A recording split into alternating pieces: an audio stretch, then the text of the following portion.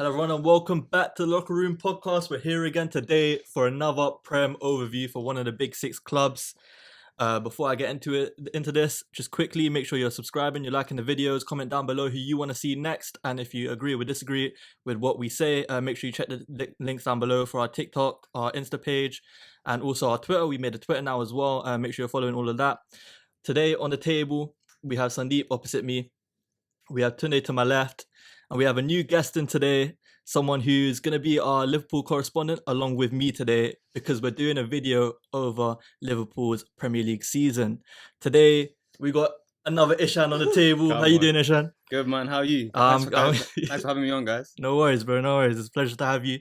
Obviously, this guy's got the best name in the world alongside me. It's going to be very confusing. So he's Ishan, I'm Ishan. Is the way we're going to do this, right? Calm. Yeah, that's all good. Quickly, how you feeling? Yeah, blessed, man. I'm happy to talk about an average season, but yeah, let's go. Very average season. So we're going to get straight into this. Firstly, we're going to need to know, what are you rating this Liverpool season out of 10? Just to start off. So yeah, obviously we've come off the back of 5 very successful years under Klopp. This season has been probably the biggest disappointment of the last 5-6 years. So I'm going to rate it 5.5 out of 10. Okay. I would probably agree. If not, I think I might go lower, you know? Yeah, fair enough. Because just the fact we didn't make top 4, it's the first time since, obviously, the progression started where we haven't made top 4 this season. I feel like that's a standard. The fact that we haven't gotten a trophy with it as well. Obviously, we got the Community Shield, so I guess it counts. And obviously, it's been a bit of a transition. Obviously, losing Mane, having new attackers in, a lot of our players are on their way out. Like, they're on the way out of their peak, or their prime. So it's really hard to deal with it. There's different factors that come into it. But my expectations for the season was minimum top 4. I thought we were going to contend for the title this season. Just quickly, you spoke about Mane. Did you realise, did you think that the drop-off that after he's gone, do you think it would have been as bad as it has been? No. I don't think Mane was the reason behind the drop-off, really, because I think he was past his best last season anyways. I mean, look at what he's doing for Bayern. Like, it's not like he's doing incredible at Bayern and we're like really, really bad without him, particularly. I mean, you said it yourself. You think Diaz is one of the best wingers in the league. Oh, bro, man, I love Diaz, man. Yeah, exactly. And obviously Diaz has had a massive injury this season, but I don't think losing Mane was a reason behind the downfall of Liverpool. But because of how the season's played out, because of the fact that we should have realistically gotten top 4. We're a better side than United in my eyes. I can only give the season a 3 out of 10, really. A 3 out of 10, maybe a 4. That's low. Yeah. But that's what you get with Liverpool fans, man. They've had so much success over the past few years. Yeah, we expect better from our club. Just quickly on that, sorry, just on your question, I have to disagree with this one slightly because we were contending for the quadruple last season, 2 games away from the quadruple. We didn't realise how detrimental losing Mane was, in my opinion, He was fantastic last year. I don't know why you think he wasn't great, And then you have to consider, okay, well, look, these new players coming in haven't done very well. Okay, well, what's the big difference? It's Mane. Yeah, he's not fitting in the Bayern system. But under our system, he was firing, and I think it was detrimental. So I agree with you, because second half of the season, Mane was firing. When we put him central, he was firing a lot. But I think it did cover a lot of cracks of the fact that he'd lost a lot of pace, and it wasn't a long-term plan to have him down the middle. Like, he was no longer the left winger that we'd seen in his prime years. Prime Mane, in my opinion, is top 5 wingers we've ever seen in the Prem.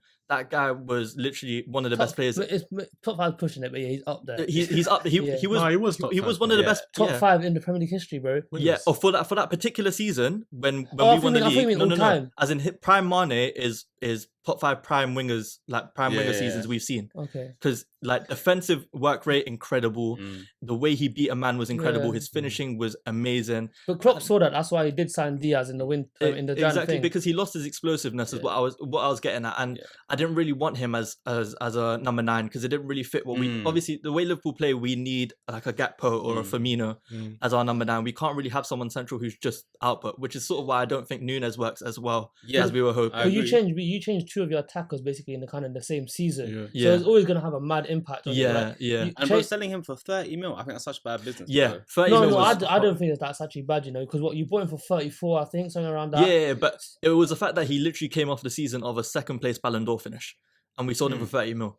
When you think of it that way, what's his age? He's like 32. He's 32, 32. Year older than Salah. And Bayern never play too much for players anyway. Like they're and we have a good relationship with Bayern as a thing, because we just got Thiago with them, obviously. So there was a good relationship built there, which is I believe the reason behind the fee as well, is why we didn't charge too much. But still, I get what you're saying. We did kind of get played there a bit with the price, but like I was saying, I'm giving it like a 3 out of 10.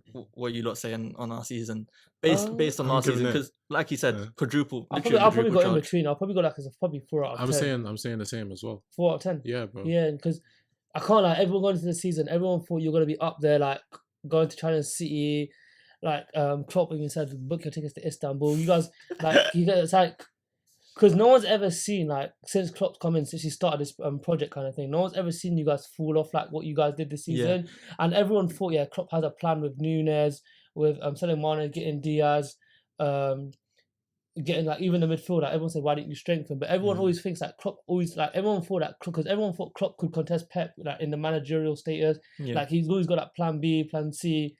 But it just showed this season like it gets to a point where it is tiring and you need to refresh your squad.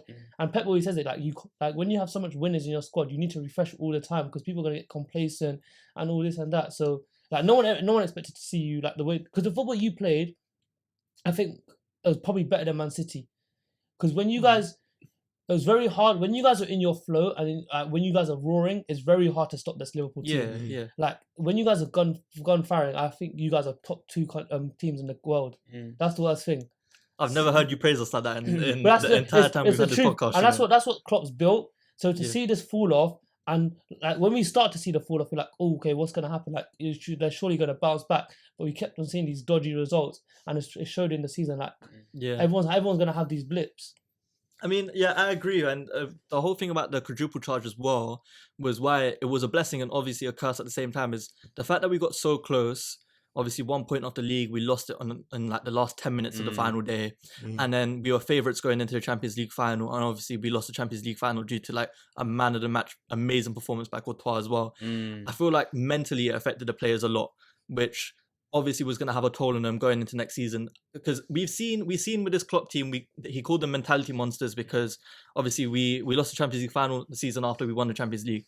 We lost the league by 1 point the season after we won the Premier League.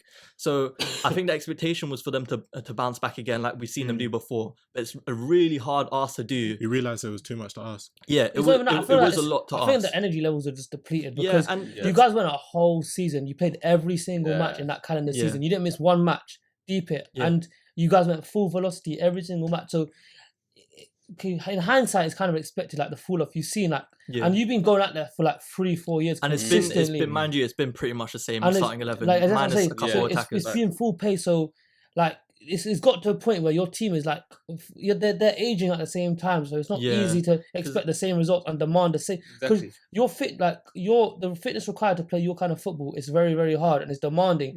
And it shows why Salah is one of the world's greatest players because he can do it on a consistent basis. Do you know the thing is as well this season? Yeah, you're right. Klopp should have picked the players back up and built them up again, to motivate them. Okay, you come back off the loss in the Champions League final and the league, but you got to pick up and go again. But the thing is now with these players, people got deep. They've won everything in English football. They won the league, they won the FA Cup, they won all 6 trophies, including Community Shield, whatever, Champions League, So now the hunger is less as well. Yeah, they should still be hungry for titles and stuff. But when you've done it once, the hunger goes a little bit down, innit? So that's why it's Klopp's job to come bring in new players. I agree with you, but the only thing like that kind of contradicts that is because last season we saw how hungry they were for a Champions League and how hard they fought to literally the last day for the Premier League.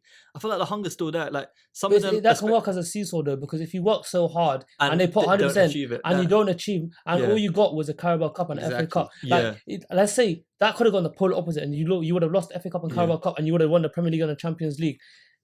It could work both ways. Mind you, I genuinely think if last season we somehow did a quadruple, I think a dynasty starts at that point. I think the mentality goes like crazy because overboard. You guys ride momentum. You guys lost 2 Champions League finals with Klopp now. I think you've lost like 2 Europa League final, 2 Champions League finals, and we lost the season Premier League at 1 point, two seasons. I think for 2 seasons you lost the Premier League on the last day of the season as well. So and most of these players have all been throughout Klopp's era. Literally, they've been through all of it. Exactly. So for them, it's just like the heartbreak they've probably felt one too many times now. Yeah, I agree. But they've also proven to themselves that they can bounce back by it, which is why I'm not too worried about most of the crop of players. Obviously, there's a couple players that we'll get into that I think need to be changed or need to be just get rid of, or some players that I think will step up next season.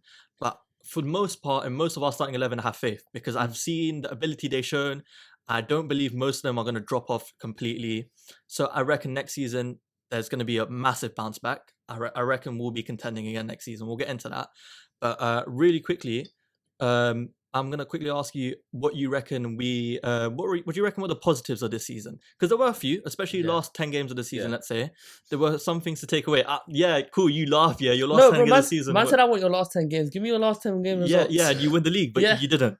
So yeah, positives of the season. Let's make this a bit more of a happy video to go. I think definitely. So for me, what sticks out when I think about the season is the 7-0. Yeah, that's what I'm gonna remember it by. Yeah, 7-0 United, bro. That's slaughtering. Yeah. So that was a big moment for me. Probably my favorite moment of the season. I will come on to it. And also, as you said, the last 10 games, the way they've sort of bounced back and really pushed Man United and Newcastle for Champions League. Yeah, we didn't get it, but the pressure was on. They were feeling it. Yeah, they were crapping themselves. So that fight and hunger and desire, I think those were my two positives. Okay, yeah. I mean, agreed. What do you think? The positive was basically what you said, alongside the fact that we finally got to see Klopp make a system change.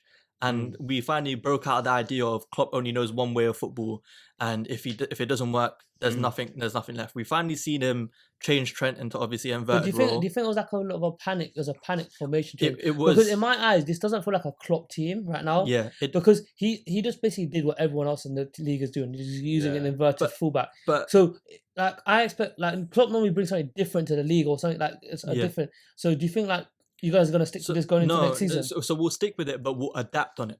So what I'm thinking is, yes, you're right. It was definitely a panic. It was definitely, we're losing one too many games. We need to pick up points ASAP. Something needs to change. But he could have changed it anyway. He could have just changed the starting 11, because that's what he's shown sometimes, is that he'll just simply change the starting 11 and hope for the best after that, or like pick out different players. With Klopp, he's very stubborn. There are some players that are starting for our team still. Henderson. This guy hates Henderson. Yes, I will never ever. What's your thoughts on Henderson? So I think, bro, in that 19-20 season we won the league, he was phenomenal. Agreed. I think he's one of the best midfielders in the league that season. He is one of the best players to play in Klopp's system. Energy, work rate. He's so good at pressing. The thing now is his legs are going a bit. Yes. So all the stuff that all his good attributes, like pressing, work rate, all of that. You can't play to his strengths. But do you not think he's probably one of two only leaders in your whole squad? No. Yeah, that is a him as and well, because him and Van Dijk are the only leaders that see in your squad. No, Milner's played a big part in the dressing room as well. Yeah, he's brought a lot of positivity stuff. But we do need a few more bigger characters. There's a lot of youth coming in the team. So just like Arsenal, bro, they're all a bunch of youths. Do you know what I mean? So I would honestly say we have quite a few leaders. You know, like Van Dijk. I think Alisson's a quite a big leader. I think Salah's quite a big leader as well. And even Thiago for the midfielders, especially the way he was handling Bajcetic at the start of the season as well. Like there's quite a few seniors on our team that know how to pick up the leadership role. They won't do it on the pitch as much. I agree, because even Van Dijk, when he has the armband on, he can command the defense very well. But that's just how good of a defender he is. When it comes to like commanding the team and obviously commanding the team well, it's different. It's a very different role to what Henderson does very well. I'll give him that. But I think with Henderson, greatest Liverpool captain. No, not by a long shot. No way. Not by a long shot. The most successful, yes, not the best. But I think with him, the reason why I get so frustrated is how he comes across in interviews. So like a lot of post-match interviews or like interviews outside matches, he'll talk about how, I reckon I played well recently, or he'll talk about how he reckons he can still up his game. I think at some points you need to firstly understand your faults, and secondly, that's media training though. That's what it gets you, bro. Yeah, I know, but when do you ever hear a player in the Premier League? In other leagues, I hear it. They always come out and say, but in the Premier League, you'll never hear someone come out on an interview and say it.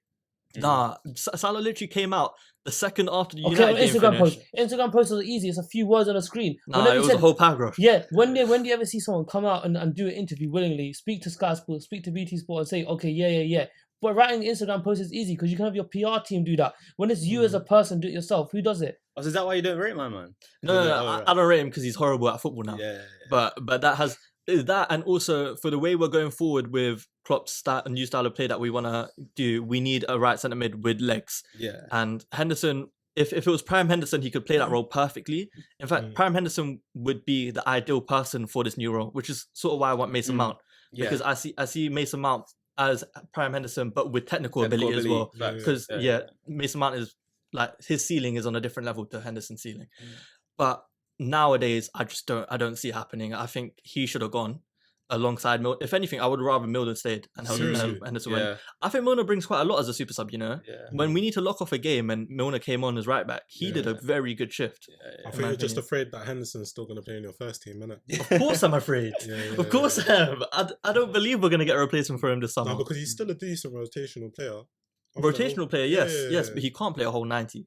And that's what he's currently doing, is at least 80 minutes of a game he's still playing. What's your thoughts on Fabinho, Fabinho? he's interesting, yeah? Because, I don't know if you agree with this, but at the start of the season, horrendous, horrible.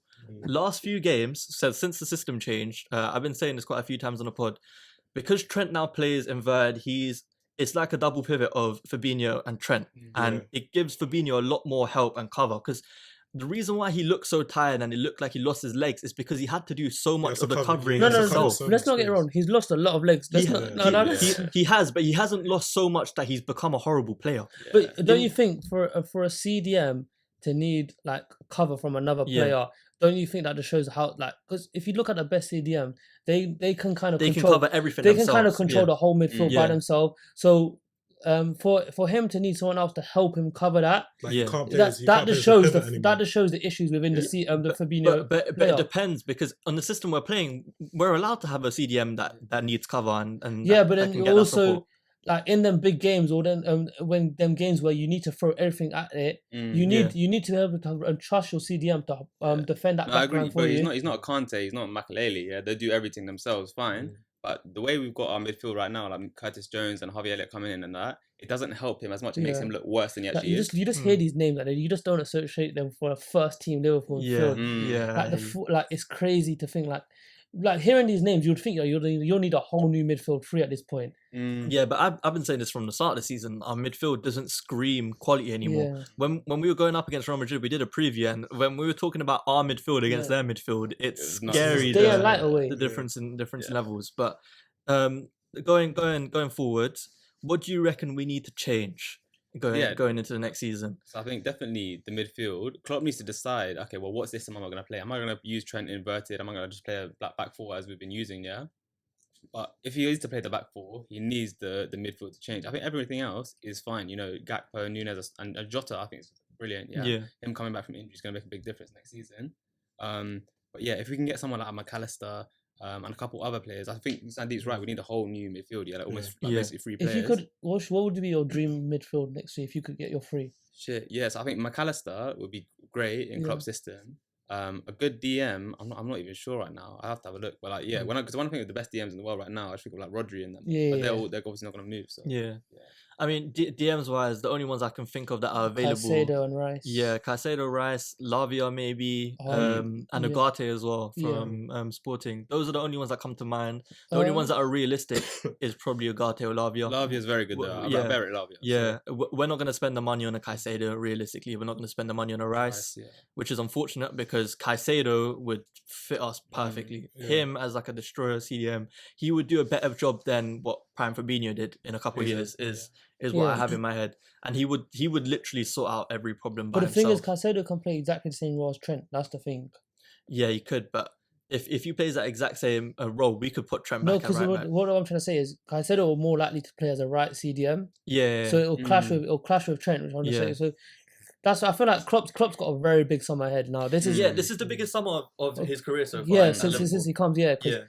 He's had the success, and now it's time to show. Because at Dortmund he didn't show he could rebuild. At Mainz he didn't show that he could rebuild. Yeah. So now this is where he has to prove that was wrong. Where he can actually rebuild a squad that was at the point the best club in the world without a doubt. Because now it has to happen. Yeah. It's been like, when was the season when you lost to Aston Villa? 2 years ago. Yeah. Because even then I thought, Liverpool need to rebuild then. Yeah. But then we showed a bounce back that season. Yeah. So the thing is, we've now seen him bounce back from a bad season and bounce back from like near losses. But he still continued with the same. But now that's the difference is now we need a change in personnel. But the thing is also now there's teams that are going to compete with you guys. Newcastle, Arsenal, United. You can even put maybe Brighton up there if they recruit. Like there's teams there that are going to compete with you guys to a maximum level. That's what I think is so important this summer. He gets the backing from the board. Historically, Liverpool have one of the lowest net spend in the league. Yeah, we've done very well with what we spent. Yeah, so he needs the backing I think from your the board average this spend season. since Klopp's been here is like 13.7 million a year or something crazy. It's nuts. It's we've done so well with that kind of spend. Yeah, so this season he needs backing from the board, at least 100 mil, just to go and buy players and then rebuild. And we're not really asking for superstars either because it's not really Bellingham. our thing.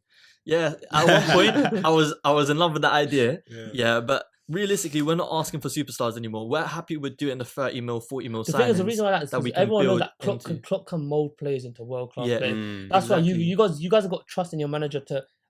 He only needs a couple months. And he can make things into diamonds. I think they can still do that though. Yeah. To this day, managers can still do that. He's proven that time and time again as well, bro. He makes everyone look like bargains. The only difference between now and back then is obviously the inflation in the market means these 30, 40 million gems are now 60, 70 million instead. Because everybody now knows about them. Exactly. So it's a lot harder to do mad scouting and find a random guy that's worth 50 But also, a lot of and these big clubs them. now, they rely on these Brighton's new Wolves. They all do that. They rely on them to do the scouting, and then they just go buy their players because it's way easier. It's way more cost effective. But I disagree. I think everyone already knows about them. When we bought Salah, everyone knew Salah was there. Yeah, we could snap him up. But everyone saw how he played in the Premier League, and no one thought he could do what he did in the Premier League. Because everyone knows that when you come to the Premier League, it's different to every other league in the world. The pressure that you have coming to like a big six club, like the pressure they put on you is crazy. And you came on big wages. Like, it wasn't like a small wage thing. And then you remember this time at Chelsea. And that's what the thing that worries me about signings these days is because we don't have Michael Edwards anymore, and obviously he was our sporting director for the signings of Salah, Mane, Firmino, Robertson, all these amazing signings. Now that we don't have him, the recent signings we've made, the only ones that we can say have fully proved themselves so far, I'd say Gakpo has fully proved himself to me. Oh no, that's Gakpo. Gakpo, in my opinion, is the only guy that I've seen. Oh yeah, and Diaz was the last Michael Edwards signing. Oh, was it? Yeah, he was the very last one he made. So which proves to you how good he actually was. But in terms of guys that have proved themselves in the recent windows that we've had, Gakpo's the only one that I've seen, and I'm like, yeah, he can fit in the system well. Like I know he'll be a starter with years to come. Nunez, I'm now unsure on. I'm hoping next season he explodes like I've hoped for from the start of the season, but he really, really needs to crack down on that finishing. Carvalho, I don't know if you've seen the links. Permanent transfer away from them. Yeah. So all over the news today and yesterday night, apparently Carvalho's going, so he's getting sold. And then who else? So we've had Tsimikas. He's a good backup. So he's Konate fine. this era, or was he Michael Edwards? Oh no, Konate would have been yeah. Konate, great centre back. I don't know if you see it. I said Konate will be up there. Give it a couple more years. But besides that, who else has come in? That's pretty much it, I guess. So going into next season, what do you guys want to sign? Okay, if I say you can only have 4 signings. 4. Yeah. You overestimate our club, bro. We're getting 2 or 3 max. Okay, say 3. Okay, let's say 3 then. You can have 3 signings. What positions would you choose? Okay, cool. So we need minimum 2 midfielders. Okay. So I'd take a McAllister on a mount, and then give me. Is this ideal? So does it have to be like slightly realistic? Yeah, just give me the position that you want to change. So I've said we need a left back that can play left centre back as well because Robertson's going a bit downhill now. Oh, you want to Gvardio's not realistic. So you want to get rid of a left back. You want a left back as your third signing. Yes. So you don't want no attackers. No, we don't need. DM. We don't need. DM. No, he said that's the kind of midfield, isn't it? 2 midfielders. I'd probably take Lavi. It might just be 3 midfielders, you know. Yeah. Nah, I wouldn't, you know.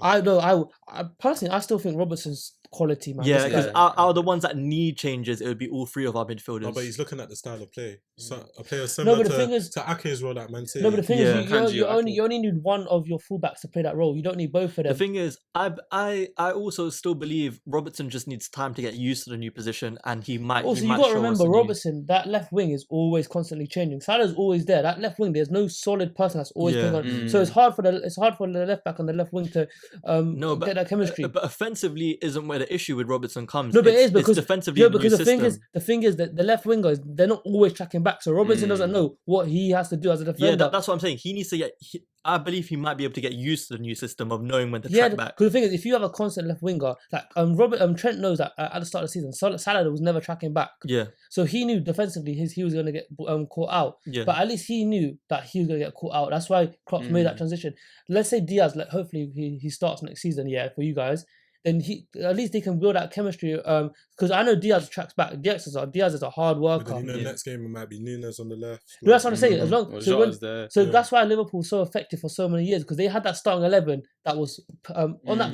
There was no questions on who is starting that game. If a big game is coming, you knew they're starting 11, and everyone knew their role in that team. It's a blessing and a curse, because obviously you want a solid starting 11, but also look at it as we have a load of depth to go in attacking as well. Okay, so next season, who would you rather start, Nunes or Gakpo? Or striker? A striker. Gakpo.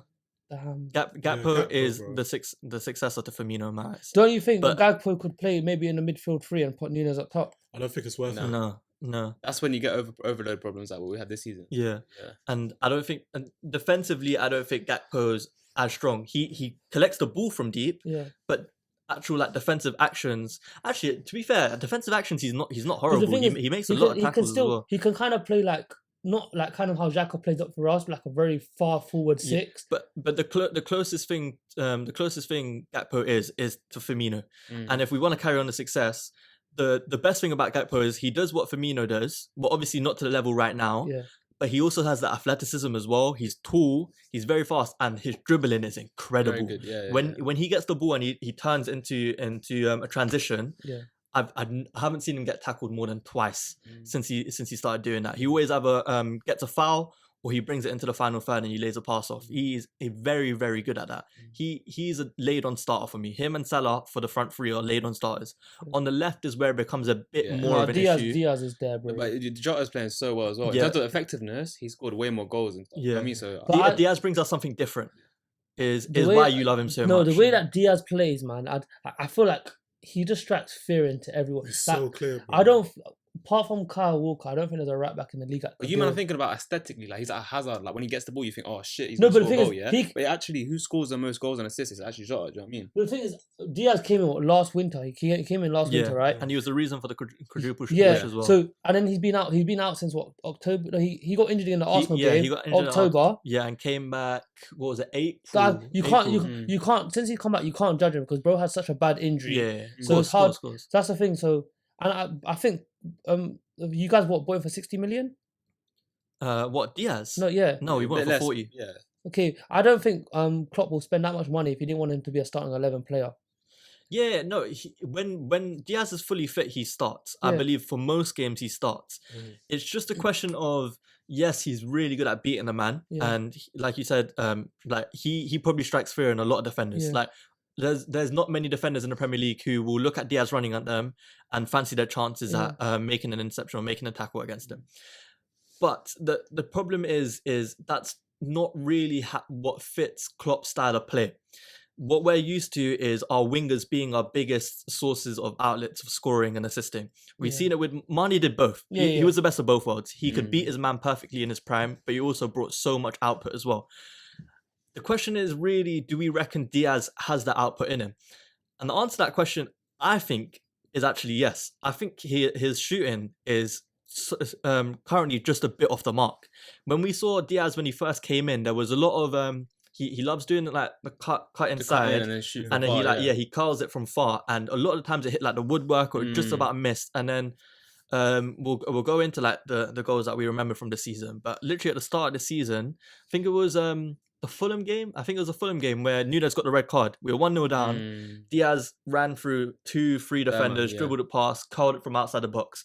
And if he's capable of that, which I believe he is, I reckon the output might come. Yeah. It's just we know the output's there with Jota. We've seen it for 3 seasons now, pretty much. When Jota came back from injury, he's been a different animal for us as well. So it's a good problem to have. The only attacker I'm still unsure of is Nunes, but besides that, it's a very good problem to have. Yeah, it's a very good problem. But moving on, like we said, of the goals of the season, what do you reckon was the goal of the season for Liverpool this year? So for me, this season hasn't been filled with plenty of amazing goals, but the one that sticks out to me is Trent's free kick last week or 2 weeks ago. Just because I just love the Leicester one. So Salah just kicked it back and then Trent smashed it. It was actually quite far as well. It's further than most of his free kicks. It was very far. And I just love his technique as well. Like it's just so easy on the eye. Everyone says it's Beckham-esque, and it so is. And so that's the one. That's my one. Yeah. No, agreed. And we've seen it happen before. It happened against Chelsea, in the game we lifted the trophy in the lockdown season. Yeah. So, yeah, we've seen that happen before. For me, it's a toss-up. So it's between that Diaz goal that I spoke about before, because he literally beat 3 man. We were 1-0 down with a red card, and he called it from outside the box. And it was a celebration after as well that got it from me. He's got so much passion for the club. But for me, I'm either taking Gakpo's first goal against United, because the cutting and the finish for that is Henry-esque for me. Like, don't ever. I'm not saying at similar levels. I'm not saying at similar levels, because Henry's here and Gakpo's around there, yeah? But that finish was incredible. But also... No, how can that be a goal in the season? That is poor. But also for me, the reason why I can't give it to that Gakpo goal is simply just because Diaz's goal is sort of a better version of that, because he literally beat like 3 man and then did the same thing from outside the box as well. So I'm gonna give it to Diaz's goal earlier in the season. What about you lot? Yeah, I'm looking at you. You know why I'm looking at you? You know, for the viewers, this guy was getting onto us about hurrying up about our choices for Liverpool's goal of the season. And well, what? 30 minutes into the video and you still haven't thought of one? That's the same as yours, bro. Oh, how convenient. Who was that against, by the way? Do you know? Yeah. Huh? Who was that against? Some team in the Premier League. Oh, some team in the Premier. God. You're our podcast co-host, yeah? Yeah, I know this. All right, Sandeep, a bit more seriousness, please. Your goal. My goal, as in my personal goal. Yeah, your goal of the season. Yeah. Oh, he's got your second goal at Anfield against Real Madrid. Okay. Is there any reason why in particular you're going for that goal? No, I just like that. It was a really fantastic goal, yeah. No. It was a nice finish. In all seriousness, this is hard because you man normally have like really nice goals, build-up play, and this season it's not been there. So I can't lie. That strike against Leicester was absolutely. It's either that or Gakpo's second against United is. Was that the header? No, Gakpo's second was when Salah beat Martinez. Oh yeah, that's it. Yeah, that was a close second. Just because, third for me as well. I'm all about the build-up play as well. Like I love it. We did actually have a goal. I can't remember who it was against anymore. But it was a Gakpo goal, and it was played through Fabinho, and then Salah. Do you remember last season against United when Mane made that cutting pass? My favorite goal of your season is Jota against Tottenham. Just because of what it did to Richarlison. So I just hate the scums and what you guys did to them. I appreciate you very, very much for that. So let's move swiftly onwards. That was my moment of the season. Okay. So obviously 7-0 United, but that's like a massive, that's a whole game. Yeah. If we're talking moment, just to give you context, I was underground on the train. I didn't even get to watch the game properly. Lucky, So in my head, I'm underground. I get Wi-Fi at every stop of the tube. I got Wi-Fi at one point. I checked the score.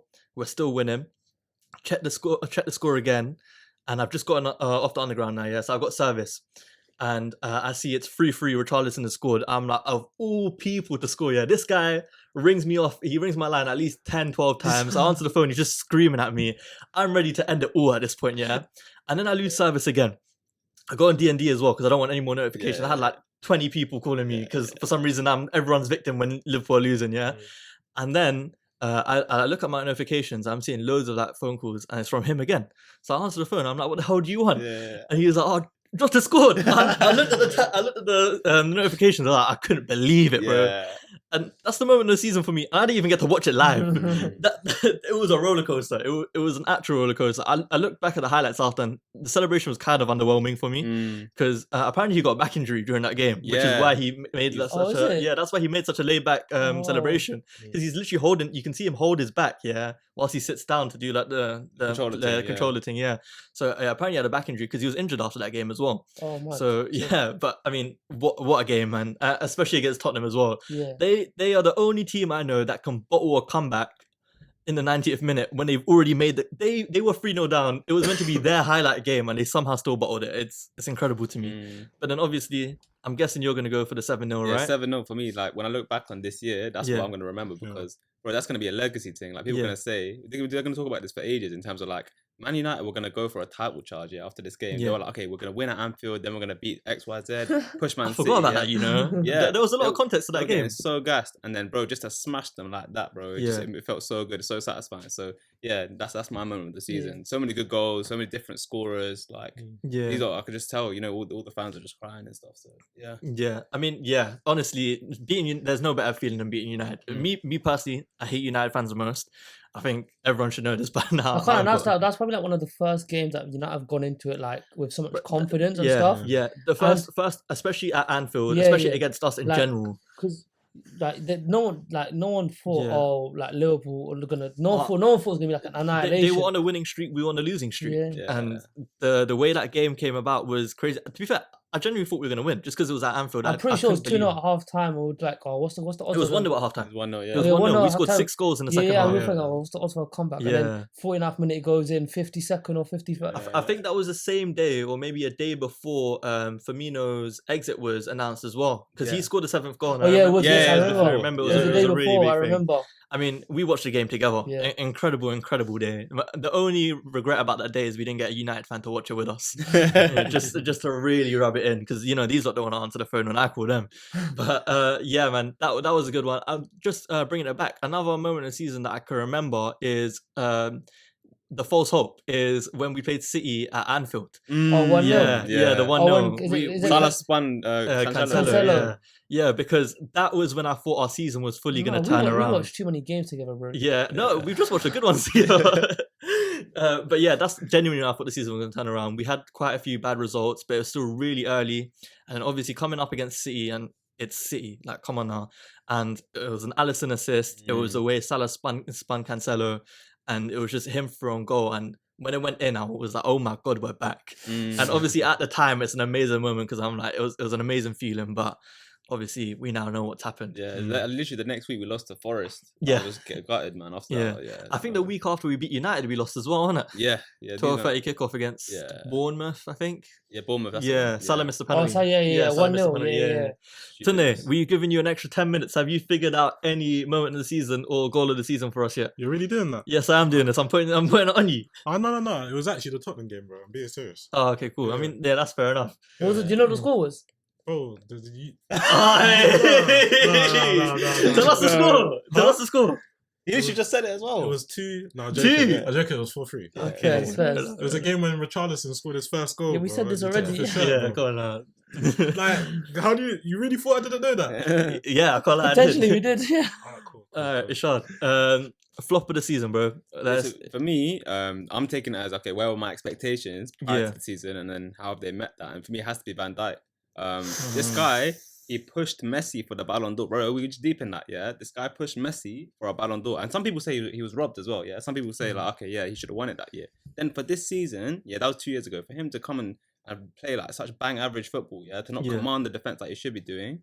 At some points, I thought Konate was even playing better than him. Agreed. I think Konate's had a better season than him. Exactly. So then he, for me, is supposed to be the rock, the defense and the leader. Do you see him going back to his old best, or do you think this is like the decline of Van Dijk now? I think he's never going to reach the heights he did before his injury, but he could definitely do a lot better than this. Like this season, he's probably been like a 4 or 5 out of 10. He could definitely be, a solid 7, 7.5. Yeah, he's never going to be. What frustrated me the most about him was we literally saw after his injury last season, he played really well. He was not obviously at his best. No, but some people said that he was probably near the best. Like everyone just said, he was near his best. He was doing average like 8 out of 10 performances per game. He was really good. This season, what really pissed me off about Van Dijk was how lackluster and how nonchalant he looked at every performance. Everyone gave him like positives over his decision making and stuff like that. But this season, it's just like his decision making went out of the window, which is weird because it's not something that goes out of the window for a player. Like he engaged in battles that weren't necessary. He lost the line.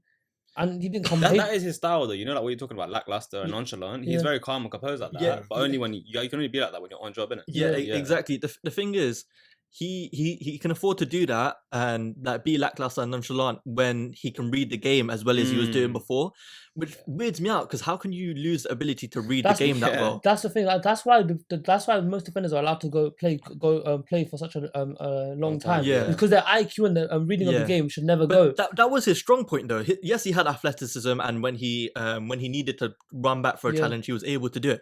But the best thing about Van Dijk, I think there's like a quote from Maldini, and it was like, if he has to go in for a tackle, he's already lost. Yes, yeah. Because the best thing about Van Dijk is he never had to go in for a challenge. He always read the game so well, where he would just have to make an interception, or he would slow down the attack perfectly. Exactly. Bro, this is why I hate when people say, "Oh, Vidic was better than Van Dijk," just because he was flying into tackles with his head and that. Yeah, that doesn't mean nothing. Defending is about preempting what's going to happen, and Van Dijk was the best at that. He's clear of Vidic. Yeah. Oof. So yeah, that's why. That's going to get a couple bites, you know.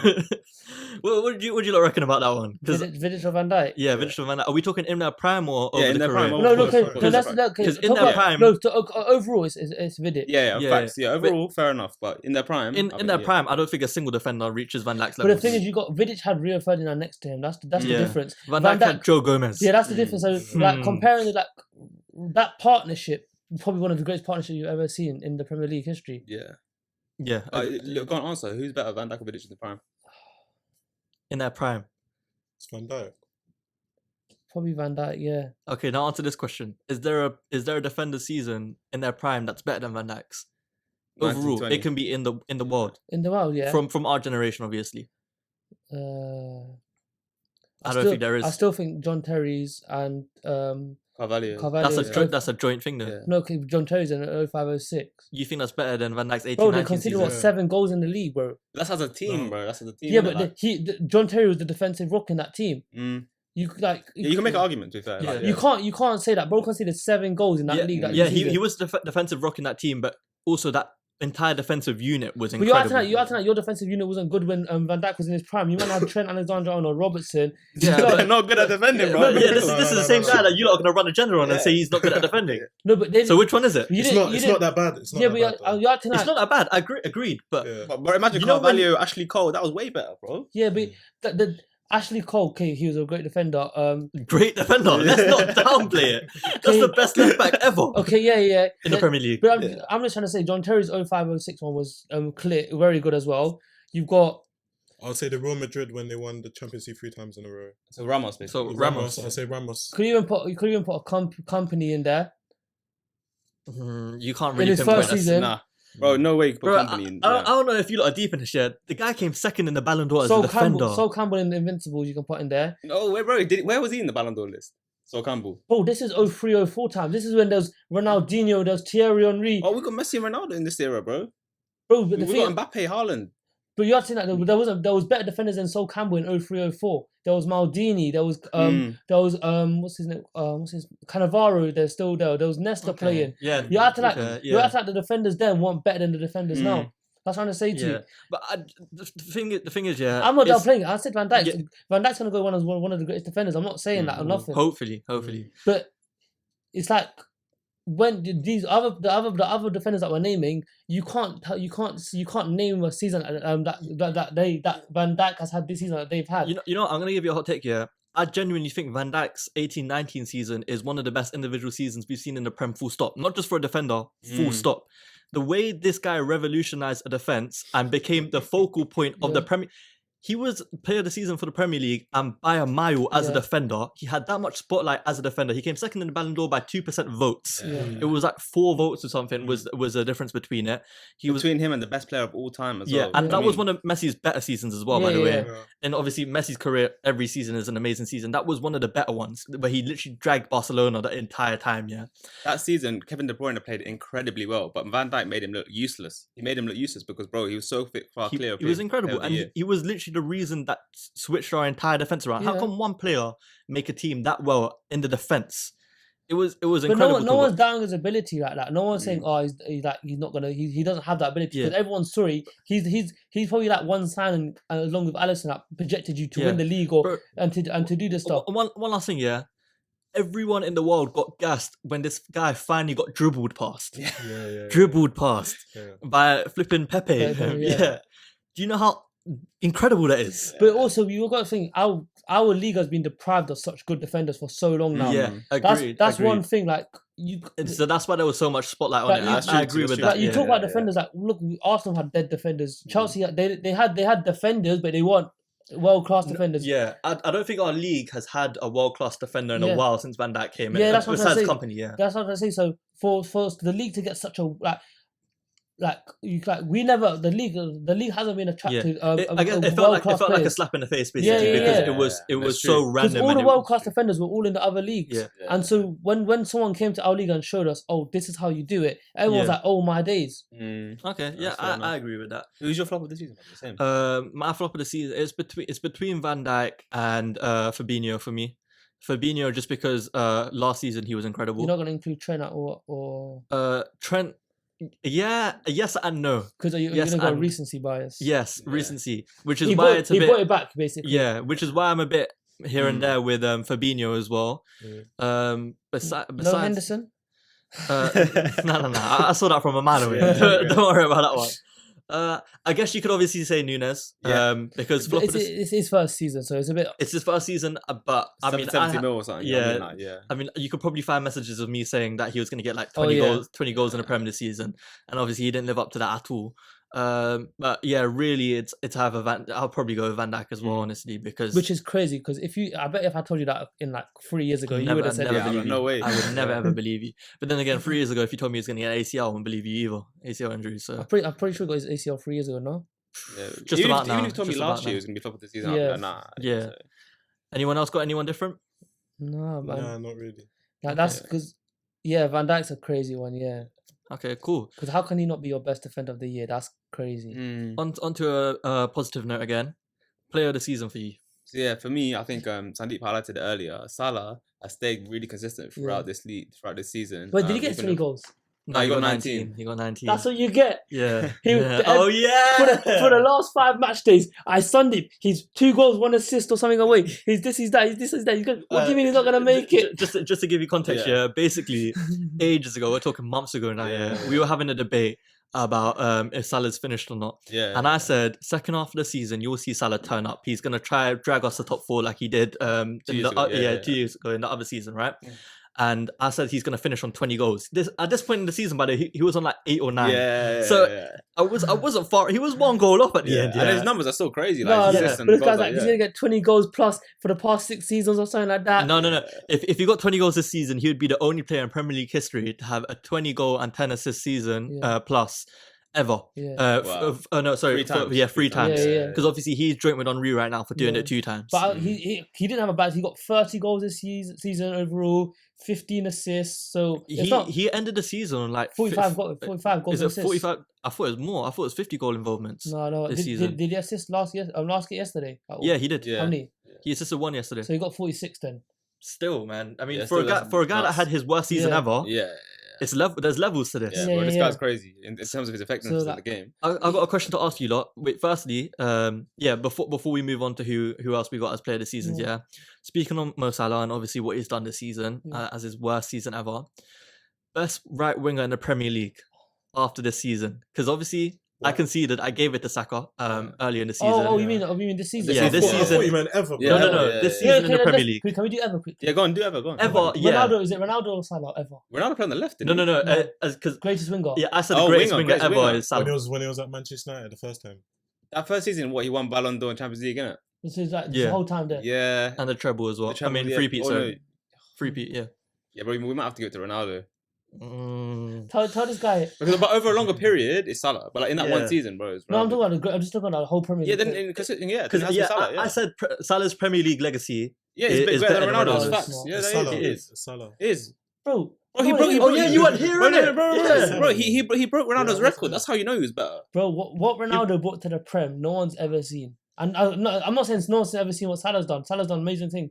But Ronaldo as a winger is this next level, man. Yeah, bro, then Salah came and scored more goals than him. So he scored more goals. He's more assists. Is Salah the second greatest Premier League player ever? No, Ronaldo neither is Ronaldo. Ronaldo is not. Yes, he is. Ronaldo is the second greatest Premier League player ever. No, bro, he's not. It goes Henry and then De Bruyne. No, he doesn't. De Bruyne? No. You having De Bruyne second best Premier League player ever? I just think he's insane, No. I think he could retire as that, you know. No, I don't think that's a bad shout. When De Bruyne retires, I don't think that's a bad shout at all, you know.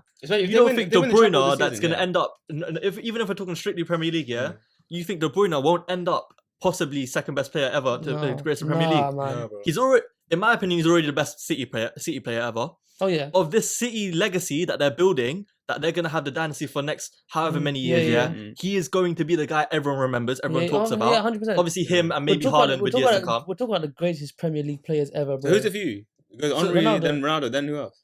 After that, wait, you think in a couple years' time, you don't think De Bruyne is gonna overshadow Ronaldo's legacy in the Prem? But mind you, he's already done the three-peat. Yeah, I'm talking about I'm talking about what they've done in the Prem as well, innit? Yeah, he's done the three-peat. Okay. What do you mean? Okay, he hasn't done the treble. He's about to do the treble, and you said in the Premier League. Okay, but he did it while in the Premier League. Get me? Because you're bringing in. Who's going to bring the Champions League? But he's literally about to do it. You know that, right? Who else? I can't. Rooney. But I got biased as well because I prefer Bergkamp over De Bruyne. Because what? Okay, don't be silly. Don't be silly. Yeah. But there's way more. But you got. Wait, so you agree that Salah's overshadowed Ronaldo's legacy now, isn't it? Yeah, I think the way how people look at Ronaldo, like overall, kind of changes the argument, innit? Yeah. Because you just think Ronaldo. Yeah. So you think it's the name, right? Well, you think Real Madrid, isn't it? That's when you think it's the franchise behind Ronaldo. But when you think of like just right wing Salah's seasons in the Prem, what did he score 32 goals? How many assists did he get that season? As well? It was 32 and 7, I think. 32 and 8. And then what if you compare that to Ronaldo's greatest season? I think look what age Ronaldo did it at. But I think Ronaldo doesn't come into it though. It does. You got to look at the age as well. Ronaldo did it when he was 20. Yeah, okay, fair. For his age, you can't. But if you're talking objectively, age isn't a factor here. It's just based on what they've done. Okay. And I think one thing you need to think about as well is that when Ronaldo did it, there weren't as many right wingers. Like wingers weren't the same as they were when Ronaldo first came onto the scene. Now Salah's now Salah you've seen Hazard, you've seen Sanchez. Bro, Hazard was before Salah. No, but I'm saying we've seen so many wingers now. Like when Ronaldo came, wingers were like Giggs and Beckham. Yeah, it's the same thing that you're saying about the Van Dijk effect. Yeah, Ronaldo changed the winger role.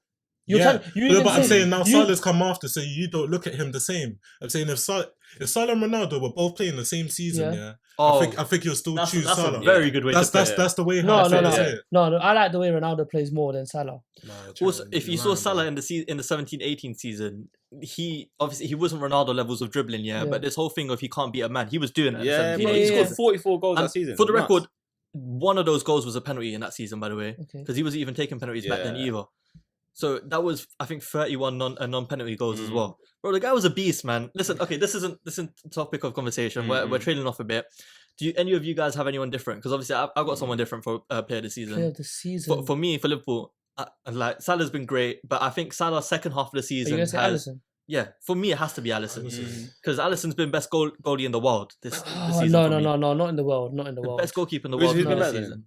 Courtois been better than him. Courtois been better than him. Yes, he has. But the thing is, Alisson. You know, ever since we had the debate about Alisson doing mistakes, he's had very, very iffy moments since then. How many? At least 3 or 4. And which is a very big surprise because he doesn't tend to make mistakes. He does. But how many of them have led to goals though? But that doesn't matter because his defense helped him out. As a goalie, you shouldn't be making mistakes like that. Yeah. No, because we've had this conversation before though. Nowadays, with the way goalies play, but the thing is, look at Courtois in that semi-final against Man City. Yeah. The amount of times he saved Real Madrid. Yeah. Tell me one game that this season that Alisson did that. What, that he saved us? Like saved us so many times. No, saved us like Courtois kept Real Madrid in the fight. So you ask a stupid question. He's got loads, bro. He's genuinely done it for us more. You know, Alisson saved us from literally 10 XG this season. 10. 10. What does that mean? Goals. There were 10 goals that were meant to go in, accumulated over. It might be more than that now because that was 3/4 of the way into the season. That he saved us. Even when was the last game of the season? Yesterday. Yesterday, right?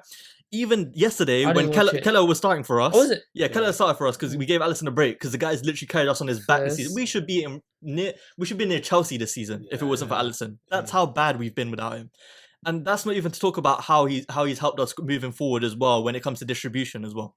Bro, that guy for me, like, I want to give Salah his props because everyone was hating on him saying, he's having a horrible season. The guy ended up with better goal involvements than Rashford. And Rashford's meant to be a Ballon d'Or contender or player of the season contender when he couldn't even beat Salah's numbers on his worst season. But Alisson for me was a game changer this season. He, for me, clears it. Does anyone have anyone different? Honourable shout to Gakpo still. No. Not for player of the season because Gakpo. Not for player of the season, but he's the player. He's the player I've watched Liverpool. We're talking about player of the season. What do you mean not player of the season? Of course, it's Salah, bro. It's Salah. Who else? Are you say Salah as well? Yeah. Okay. But maybe I think I'll agree with Ishan. Maybe it is Alisson because Salah, the first stop when he this first part of the season is what let him down. You know, Alisson's been there for us since the very first day of the season. And he's been consistent with it. He hasn't dropped off. Like he probably dropped like a lowest 7-7 in a game. That's about it. Yeah, probably. Maybe in the Real Madrid game is the worst performance I've seen of him this season. But besides that, and that was a whole capitulation from everyone in our backline. Moving on, because you mentioned Gakpo, someone who's impressed you this season, someone who, whether it be like, I don't know, in the change of system or someone who's just impressed you in general, can be any cameo, because there's quite a few. We've had a really bad season, but there actually has been quite a few times that I have been impressed with players, even if it's been like purple patches or like a 10 game sprint. No. Yeah. No, so for me, again, I'm going to align it with my expectations prior to the season. So for example, Gakpo, he's done well, but I kind of expected this anyway. Whereas someone like a Curtis Jones, for me, that would be... Don't ever agree with Curtis Jones. Don't ever agree. Bro, I don't think you've ever tried Curtis Jones until like the last 4 games of the season. Not at all. I have not. Yeah, bro, I was the same, bro. I didn't rate him at all before. No, the stick this guy gives to Curtis Jones. Don't ever say he's been impressing the most. He has impressed me. You know why he's impressed me? Because of how much I hated him before. Yeah. Bro, you only started liking him in the last 4 games of the season. Not last 4 games of the season. Okay, 5 or 6, bro. He's literally been elite since he's come in when we changed the system. It's been a couple... Like 10 games, Yeah, it's been last 9 or 8 games of the season now. He has impressed me. But cool, if we don't want to go to Curtis Jones, because yes, it's been a bit of recency bias, even though, like you said, he's impressed me a lot. And I think he's got a future in our starting 11 with this new system going ahead. He won't start. He won't start because obviously if we bring in McAllister, he's not... I reckon we can rotate him in. I see that as a viable option. But for the record, yes, I've slandered him a lot. If there's one thing I've given him credit for, it's his actual like raw technical ability. On the ball, he's very good. I just never thought he'd fit into the system. Obviously, we've had a system change where it fits him. Growing into that's something I can definitely see him growing into. He brings goal involvements into it. He brings ball carrying into it. He's worked a lot on his decision making. That was one thing I really hated about him beginning with, was he never knew when to give the pass, and now he's worked on that, which is amazing. And besides that, Gakpo is a clear one for me. I think it's a clear one for everyone, right? Also, I'll say Bejic. No, bro, you can't say. He was a bright spot. Bro, you're saying he didn't impress you? Bro played about 6 games and he got injured. 6 or 7 games. No, it was like a run of like 10 games before. Not 10 Prem games. It was all comps. You can't say that, bro. But you wouldn't say he didn't impress you? Not really, bro. This guy... I didn't get impressed like that with him. Yeah. I mean, I'm not gonna lie. He stood up because everyone else was really bad at that time, he got brought into the team, and everyone was surprised about. We got a bit of quality. Curtis Jones shined in a team that was doing well. Like we were in good form when Curtis Jones was shining. Obviously, massive props to Trent because with the system change, this guy finished the season after. Finished the end of like the system change with I think it was 7 goals, 7 assists, 1 goal, or 8 assists, 1 goal. So he finished it with 9 goal involvements in 10 games, which is incredible from a system change. I think going forward next season, if he continues and he works on this, we're looking at a guy that could potentially fight De Bruyne for the assist. Now you're laughing like the guy didn't get 8 assists towards the end of the season. In the back end of the season, in the last 10 games, we're looking at someone. If he carries on this this form that he has into next season, we're looking at someone who can either he'll be very compete good with De Bruyne or even hit like the high teens, like the high 17, 18 mark for assists. I don't think he'll break the record because I think it's too far. It's actually fake. Who has that? It's De Bruyne. Is Henry as well? Henry's got 20. Henry 20. I think De Henry Bruyne. as well. De Bruyne had a chance to break it. He hit 20. He hit 20. Okay, so maybe it's joint. Yeah, because obviously Henry had the 2020 season, isn't it? Who do you think? That is that is crazy. Who do you think that season? Yeah, what was it? 20 something? No, 30 goals, 20 assists or something. Henry. 20 goals, 20 assists. Okay, yeah. So what do you think? That or Haaland this season? Ooh. That's my king, bro. Yeah, I can't. I'm giving it to Henry as well. So? I'm giving it to Henry. I'm gonna say something here. Yeah. No, but you know what's crazy? I think Haaland has around. I think he's got around 15 assists this season as well. You know. No, not 15. No, in all comps. In all comps, I'm pretty sure it's like 11. I think is it? Yeah. That's still crazy high numbers, you know. Yeah, it's crazy high numbers. But when you look at that the assists themselves. I know. None I of them are can't that like impressive. on just a statistic basis. You have to give it to Haaland. Yeah, statistic basis. But you know, if we're using eye test, No, but yes, no, Haaland has. you can't I don't compare want to on take eye it. test. Yeah, That's the thing. yeah. I don't want to take it away from him. Yeah, but in my personal opinion, I don't think his season this year. Yes, he's broken a record. I don't think it's top 3 individual seasons. No, but you we've got to seen in the remember Prem. the amount. Mad, really? Yeah. The thing is, you got the amount of hate that everyone games. Like, oh, everyone says he's not going to tear up the Premier League. It's too hard. Yeah. Bro tore up the flipping Premier League record within 32 games. Yes, agreed.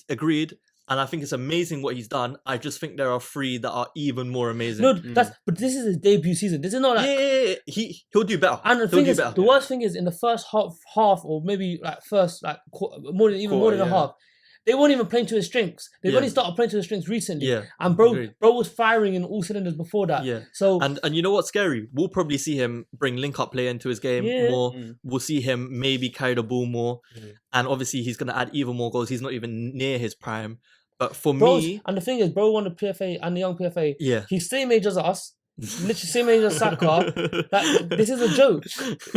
Like and he's not human. He's not built like a human. Yeah, he's a cyborg. He's like, a cyborg. This guy, and he scores with his hair up and his hair down. He's not even in his prime. He's like 8 years away from his prime, and he's doing this in the Premier League. I mean, no, let's just hope he goes to Real Madrid before we see him in his prime. I don't want to see him at City for the rest of his career. Bro could tear up the all-time Premier League goal scoring records in like 6-7 seasons. Forget Premier League. He can tear up goal scoring records in general. No, he can't. He won't reach Messi's 91. 90. He can't do that. No. I'm talking like all-time scoring records. Oh yeah. I think he'll go for Ronaldo's record. I think he's got. If there's anyone, 800 and something. I think he's starting a bit late though. That's the thing. He's 22 already. No, but Ronaldo's doing that at 18, 19. Yeah, but he got Dortmund as well though. He was firing at Dortmund. Yeah, he's already got what? And Salzburg as well. Yeah, he's already got like what 200. Yeah, bro's a joke, bro. Yeah, and he's only gonna get more and more if he goes like a Real Madrid, where I mean, we say it's easier to score goals. Look what he's done to the Premier League this season. But let's say he goes to like a Real Madrid. I see him hitting 60 goals a season, maybe 70. It wouldn't surprise me at all. But yeah, for me, the Henry season, the 2020, the Suarez season, 13-14, and Salah's 17-18 season, edge it for me, in my personal opinion. Even Van Persie's 12-13 with United, that was cold as well. Yeah. And then for me also Van Dijk's 18-19. But obviously it's hard to give props to a defender, so guys are gonna hate about it, but cool. So what we done player of the season, we done improvement on the season. Last thing to go over before we do predictions for next season is what do you think going into next season, like what do you think our standard should be, like what would you reckon we're not doing? Yeah. Do you mind going first on this one? I'll think about it. Okay, yeah, cool. So for me, going into next season, I think winning the Europa League, if we take it seriously, winning the Europa League is a must. No. Unless we don't take it serious and we play the kids and we get kicked down the group stage, I won't really care too much. You wouldn't care? I wouldn't, not really, no. Because then we'd just be focusing on the league. I mean, I feel like everyone makes that mistake. That's like an Arsenal thing, isn't it? Yeah. When you go into Europa League, you have got to take every competition seriously. Because you have to play for the competition you're in. Actually, you know what? Because if you guys win the Europa League, it improves Klopp's status, because then he's gonna want everything. Yeah, he would have won everything he's managed for. Because the thing is, he's got vengeance in the Europa League because he lost in the final. Yeah. There's a story to tell. And you can't lie. You can't have Salah, Van Dijk, all these players in the Europa League. You know what? What's changed my mind slightly though? To actually, yes, I might want to take the Europa League serious, is because when I've seen our players perform the best is when they are playing like constantly, whether it's week in, week out. True. I don't like when I see our players get rest and they play after a long while, we usually don't perform that well. Like they need to stay warm, and maybe if they're performing in the Europa and they're staying in the cups, whether it be the Carabao, FA. And obviously staying in the title contention, which is going on to my next point. I think we'll contend for the title next season. I don't think we'll win it, because I think whilst Pep's still around, I don't think anyone's going to win it. Pep's going to clean it up next year, I promise. Blatantly put, Pep Guardiola is the best manager I've ever seen in my lifetime, right? You can say Sir Alex all you want. Pep clears him for me, yeah. Especially if he wins a treble this season, he's clear for me.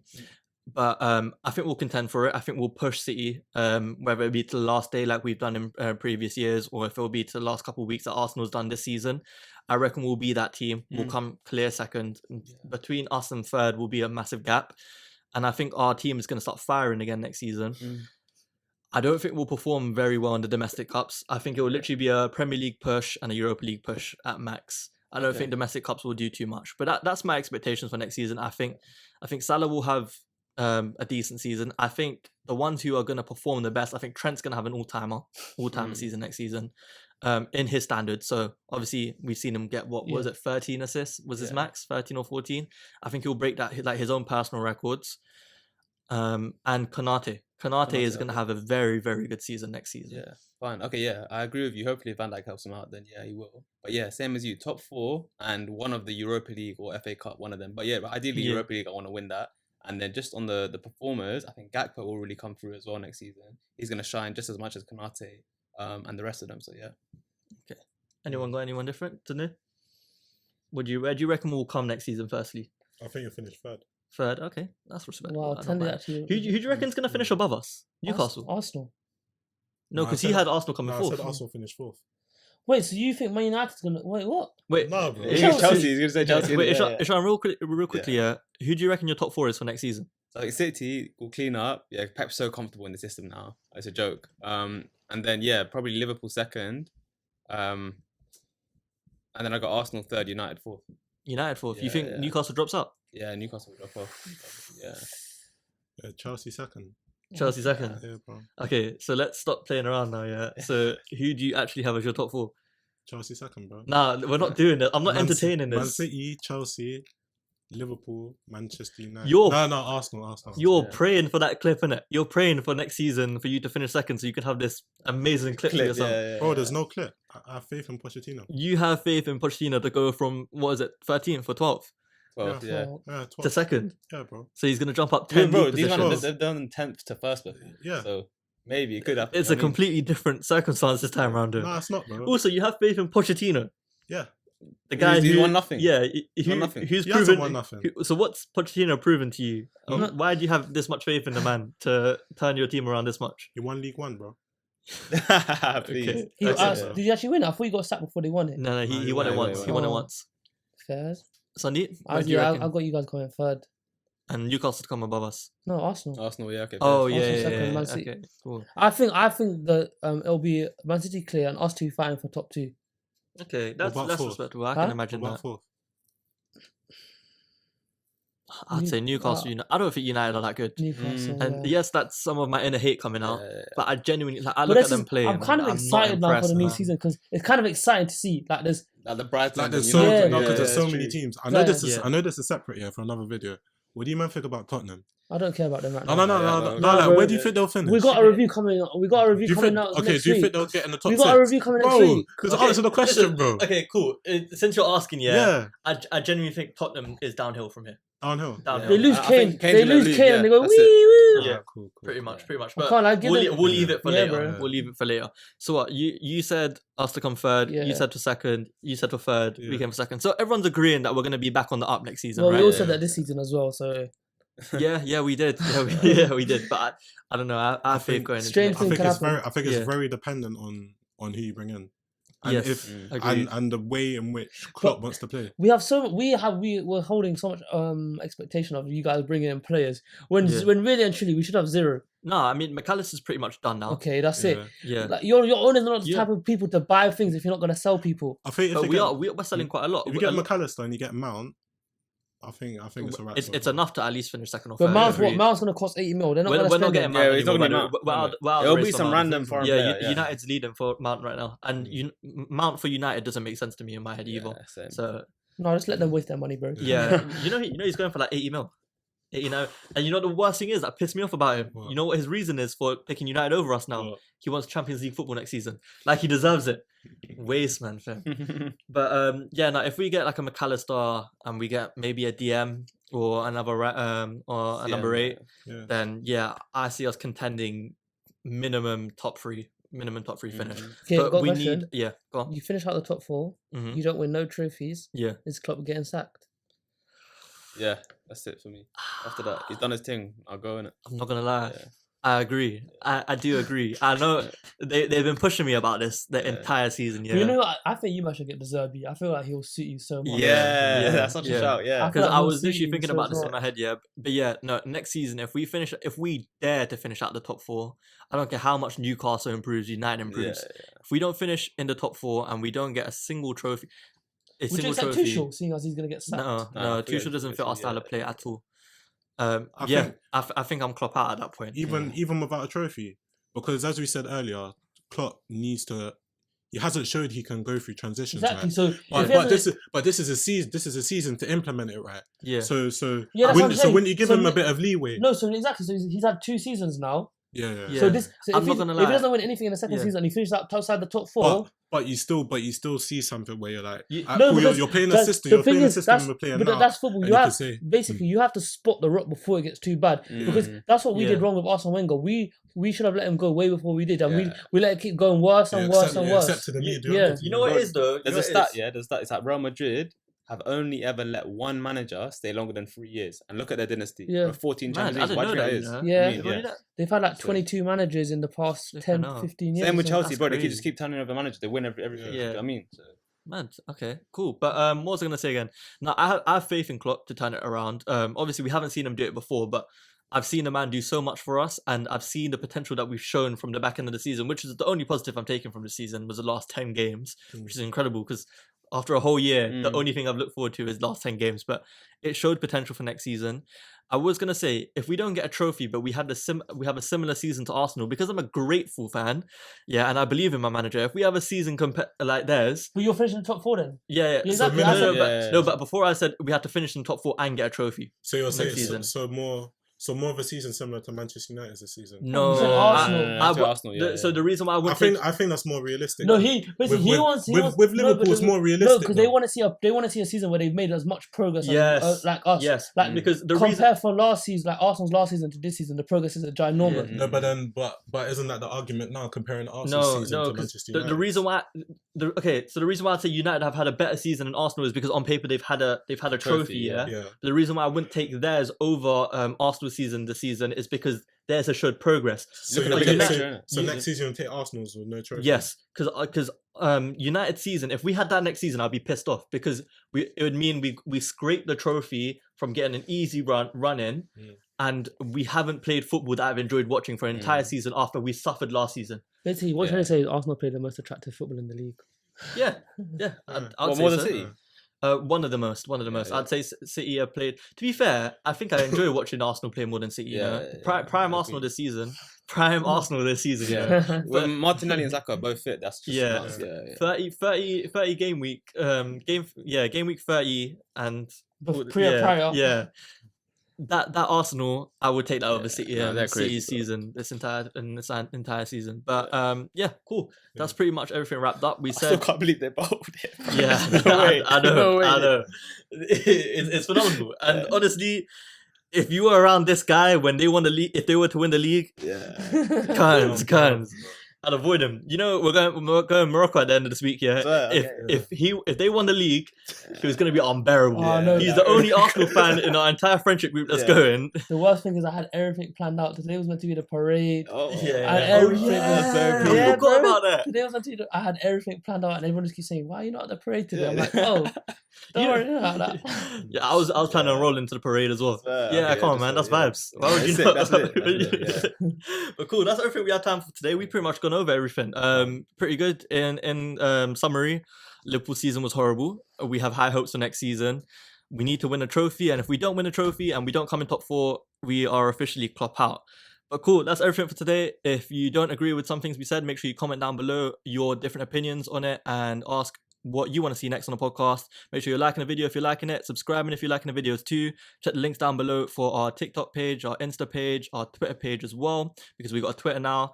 Ishan, do you have anything you want to promo before we end the video? Just love for having me on, guys. But also, I have a football account with over 100,000 followers now on Insta. Cheers, I'm going to tell you man about it. But I saw it. Yeah. So maybe I'll put the link in the bio. And definitely. That as well.